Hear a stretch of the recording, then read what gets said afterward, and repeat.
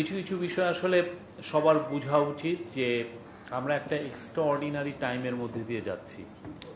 এই টাইমটা সবার জন্যই আমার মনে হয় যে চিন্তা করার বিষয় আছে যে কেন এই অনেকগুলো ঘটনা ঘটছে, কেন ঘটছে, সেখানে আমরা কত, আমাদের গভর্নমেন্টের কি সত্যি আসলেও ব্যর্থতা আছে, নাকি আমাদের রোলটা কি আমরা ঠিকমতো পালন করতে পারছি কি না, এইরকম এটা নিয়ে আমার মনে হয় যে যে অনেস্ট ডিসকাশন আমরা দেখছি না। অনেক যেটা হচ্ছে যে খুব, আমি বলবো যে লেজি জার্নালিজম হচ্ছে, খুবই লেজি লেখা, লেজি কথাবার্তা অনলাইনে, এবং যেটা হচ্ছে যে ব্লেম গেমটা অনেক বেশি, একে ব্লেম দিচ্ছে, আমাকে ব্লেম দিচ্ছে, ওকে ব্লেম দিচ্ছে, এবং অনেক ক্ষেত্রে অনেকে নোংরামির আশ্রয় নিচ্ছেন। তো ফলে যেটা হচ্ছে যে যেই আলোচনাগুলো আমরা চাচ্ছি সেই আলোচনাগুলো আমরা দেখছি না, যে আলোচনাগুলো দরকার।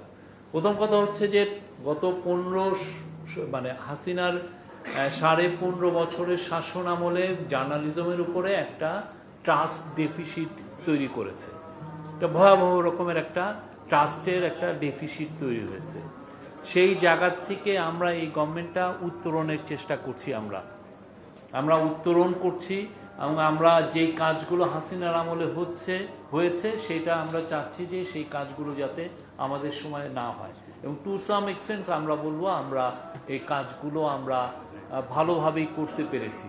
প্রথম কথা হচ্ছে যে জার্নালিস্টদের মুখ বন্ধ করে কিভাবে, আপনি অ্যাডমিনিস্ট্রেটিভ ওয়েতে করেন, লিগাল ওয়েতে করেন, এবং আপনি সামাজিক প্রেশারের মাধ্যমে করেন। তিনটা খুব বড় একটা টুল।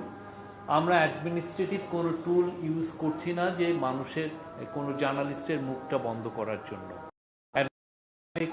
সেটা হচ্ছে আগে আমরা দেখেছি মন্ত্রী মিনিস্টার ফোন করতেন, সামন করতেন, এবং সবচেয়ে যে ন্যাক্কারজনক ছিল যে যেগুলো এজেন্সি যার ন্যাশনাল সিকিউরিটি নিয়ে কাজ করার কথা ছিল তারা অযাচিতভাবে সাংবাদিকদের কাজে হস্তক্ষেপ করতেন, ডিজিএফআই করতেন, ডিবি করতেন, অনেক সময় সিটিডিসি করতেন।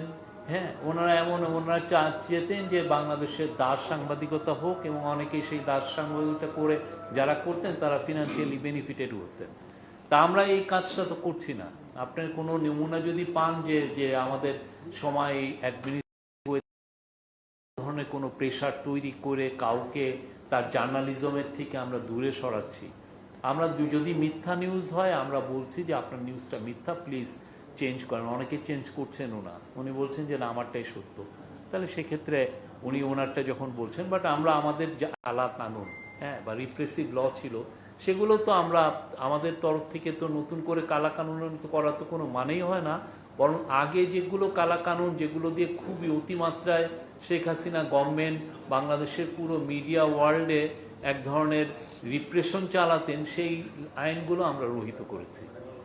অন্যতম হচ্ছে সিএসএকে আমরা অ্যাবলিশ করেছি। নতুন যে আইন এসছে সেই আইনটাও আমরা যত রকমের কনসালটেশন করা দরকার আমরা সবার সাথে কনসালটেশন করে নতুন একটা সাইবার প্রোটেকশন অর্ডিন্যান্স আমরা করেছি। সেটা নিয়ে আমার মনে হয় না এখন তেমন কোনো আমরা জেনারেলি মনে করি ইট ইজ মানে ইউনিভার্সালি অ্যাকসেপ্টেড। তো এই জায়গাটাও আমরা ই করছি। আর একটা হচ্ছে যে সামাজিক প্রেশার অনেকভাবে হয়।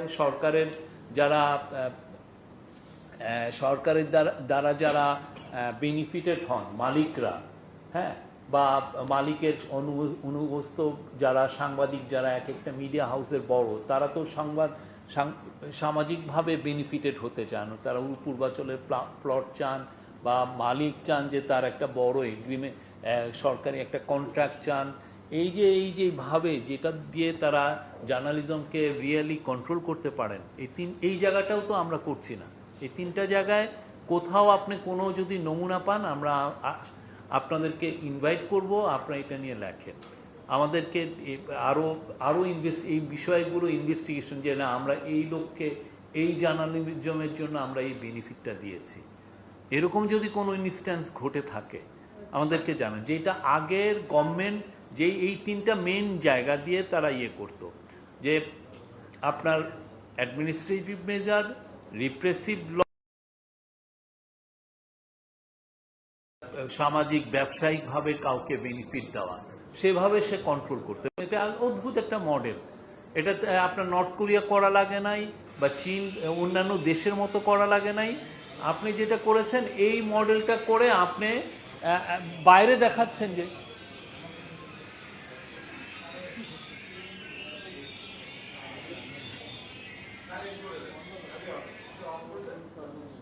আপনি বাইরের যে দেশগুলোয় আপনি মানে যেগুলো রিপ্রেসিভ কান্ট্রিতে যে মডেলটা ওই মডেলে ওনারা জানি নাই।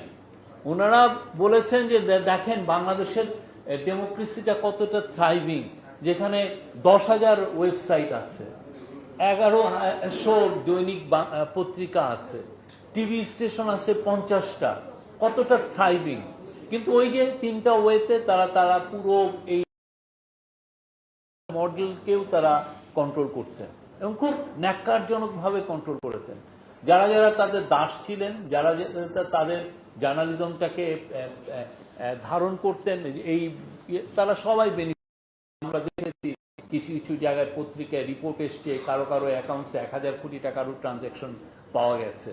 যাতে চিন্তা করা যায় ইউনিয়নকে ওনারা দাস অনুগত বানিয়ে রেখেছেন। ইউনিয়নের টপ লিডারশিপ মানে হচ্ছে তার কোনো কাজ নাই, সে পূর্বাঞ্চলের প্লট বা উত্তরের প্লট এগুলো নিয়ে ব্যস্ত ছিলেন। অনেকে আরো বেশি, আমরা শুনেছি একটা যাতে তার অনুগত সাংবাদিককে বিজনেস গ্রুপকে সেজন্য একটা পাওয়ার প্ল্যান্টের এগ্রিমেন্ট নিয়ে এসে দেন যাতে হি কাটে কমিশন, তার কমিশন যাতে খেতে পারেন। এই জার্নালিজমটা ছিল। এই জার্নালিজমটা একটা ভয়ানক রকমের ট্রাস্ট ডেফিসিট তৈরি করেছে। এই ট্রাস্ট ডেফিসিট থেকে উত্তরণের জন্য এখন সত্যিকার অর্থে যে কাজটা আমরা সবাই করতে পারতাম, মিডিয়া কমিশন সরকার করে দিয়েছে, এটা একটা সুন্দর একটা রিপোর্ট এসছে। কিন্তু যারা ইন্ডিভিজুয়াল, যারা জার্নালিজম পত্রিকা টিভি স্টেশন, যারা এইটার ভেহিকল ছিলেন এই বাজে জার্নালিজমে, তারা তো কেউ নিজে সেলফ অডিট করেন নাই। তারা তো কেউ নিজের 15 বছরের কাজগুলো নিয়ে জনসম্মুখে এসে বলেন নাই যে আমি সরি।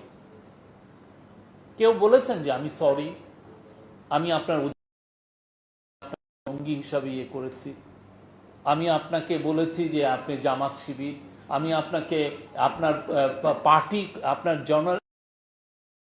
আমি কেড়ে নিয়েছি, আমি আপনাকে গুম হওয়ার যে ক্ষেত্র তৈরি করা, গ্রাউন্ড তৈরি করেছি যাতে আপনি গুম হতে পারেন। আমি কি এই যে জার্নালিজম করেছি, অনেক রেসপেক্টেড ডেইলি এই জার্নালিজম করেছেন, তারা কি কোনো সময় বলেছেন যে না আমরা সরি, বা তারা একটা ইন্ডিপেন্ডেন্ট অম্বুডসম্যান এনে বলেছেন যে না ওকে আমরা গত 15 বছরে যে জার্নালিজমটা করেছি, এই অম্বুডসম্যান এই 15 বছরের জার্নালিজমটা সে দেখবে যে তার কি রকম জার্নালিজম, আমরা কি জার্নালিজম করেছি, সে ইন্ডিপেন্ডেন্টলি বলে সে যেই ধরনের আমাকে পরামর্শ দেয় যে না আপনার এই জায়গায় ফেইলিউর ছিল, প্লিজ আপনারা এই জিনিসগুলো রেখে, তাহলে কি you can make a fresh start. এখন যে আপনি যেটাকে মব বলছেন, সে তো তৈরি হচ্ছে, বলছে এটাকে প্রেসার গ্রুপ, সে তৈরি হচ্ছে সেই আগের এই যে জার্নালিজমের ফেইলিউরের কারণে। সে কেন তৈরি হওয়ার গ্রাউন্ড তৈরি হচ্ছে, কেন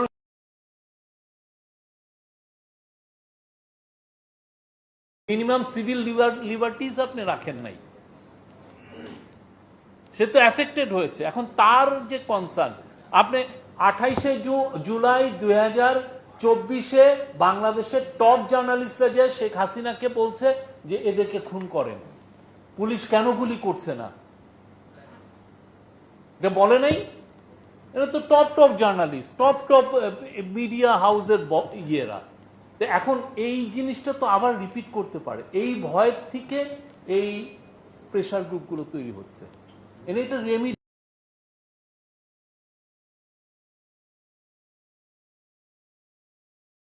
দিচ্ছেন সরকার, তো এই চাপ এটা তো সরকার যতটুকু পারে সেই কাজটা সরকার করছে,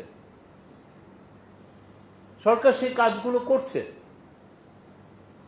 কিন্তু আপনারা যারা এই পুরো এই যে ট্রাস্ট ডেফিসিট যেটা হলো, হ্যাঁ, সেই জায়গাগুলো যারা কন্ট্রিবিউট করেছেন তারা কেউ কিন্তু ওই কথাটা বলছেন না। তারা ভাবছেন যে এটা বিজনেস অ্যাজ ইউজুয়াল, পুরন দেশ হয়ে যায়, এটা সরিয়ে ফেলো, নতুন আমরা আবার শুরু করি। আবার নতুন পলিটিক্যাল গভর্নমেন্ট আসছে, তাকে সামনে রেখে তারা তাদের আবার গুটিগুলো করবে। জার্নালিজমের কোনো ধরনের কোনো উত্তরণ হবে না। আপনারা যারা ভাবছেন, এবং আমি কেউ যদি বলেন যে বাংলাদেশের স্বাধীনতা নাই, একদম ফালতু কথা। বাংলাদেশের জার্নালিজম এত ফ্রিডম আছে, আমি বলবো যে উন্নত বিশ্বেও এই ফ্রিডমটা নেই। কেন নাই? আপনি এসে যেটা ইদানিং যেটা হচ্ছে, মানুষ নিউজ কনজিউম করছে হচ্ছে ইয়ের মাধ্যমে, ভিডিওর মাধ্যমে।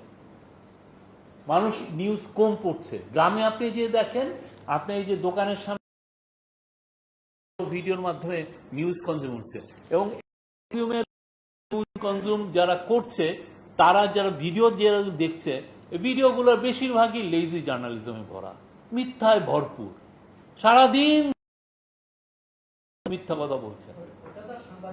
না না না, সাংবাদিকতা এটারে আপনি অপসাংবাদিকতা হলেও এক ধরনের সাংবাদিকতা। সে এটা করছে, এটা করার ফলে আপনি তো মানুষ পত্রিকা পড়ছে না তো, কয়জন পত্রিকা পড়ে? আপনার প্রাইমারি ইউএসএই দেখেন না, সোশ্যাল মিডিয়া এখন biggest source of news consumption. বাংলাদেশেও এটা হচ্ছে, মানুষ ওইটা নিচ্ছে। এটাকে আপনি কিভাবে মনিটর করবেন? আমার নামে জাতা বলতেছে, আমাদের অ্যাডভাইজারদের নামে জাতা লিখতেছে। নোংরামির তো একটা সীমা আছে, কিন্তু এটাও হচ্ছে। এখন আমি যদি বলি যে না, আপনি এই কাজটা করছেন, এটা অন্যায়, আপনি আমার নামে 40 মিনিটের একটা ভিডিও বানিয়েছেন, তার মধ্যে 320টা মিথ্যা আছে, আপনি বলবেন যে